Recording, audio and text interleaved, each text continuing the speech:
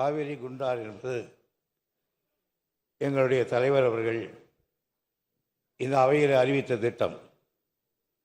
அன்றைக்கு அவர் அறிவித்த அவருடைய வார்த்தையிலே சொல்லுகிறேன், வெள்ளக்காலங்களில் காவிரி ஆற்றில் பெருகும் உபநீரை வறண்ட மாவட்டங்களுக்கு கொண்டு செல்வதற்கான காவிரி வைகை குண்டாறு இணைப்பு திட்டத்தின் முதற்கட்டமாக காவிரி ஆற்றின் குறுக்கே கட்டளை பகுதி கதவணை அமைக்கும் திட்டம் 165 கோடியில் மதிப்பீட்டில் செயல்படுத்தப்படும் என்று 2008ஆம் ஆண்டு இந்த மன்றத்திலே எங்கள் தலைவர் அவர்கள் தெரிவித்தார்கள்.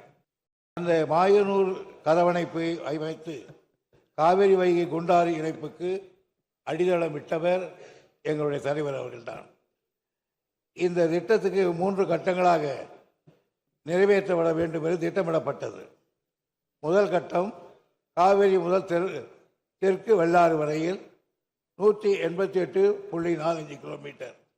இரண்டாவது கட்டம் தெற்கு வெள்ளாறு முதல் வைகை வரையில் 109.69 கட்டம்.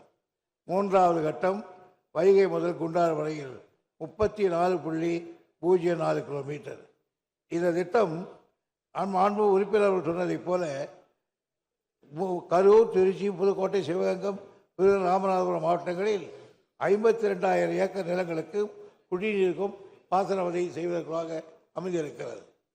இந்த திட்டத்துக்கு முதல் கட்டமாக மாயனூர் முதல் தெற்கு வெள்ளாறு வரையில் 118.45 கிலோமீட்டர் தூரத்துக்கு 6,941 கோடியில் பணிகளை மேற்கொள்ள நவம்பர் 2020 கொள்கை அளவில் ஒப்புதல் வழங்கப்பட்டது.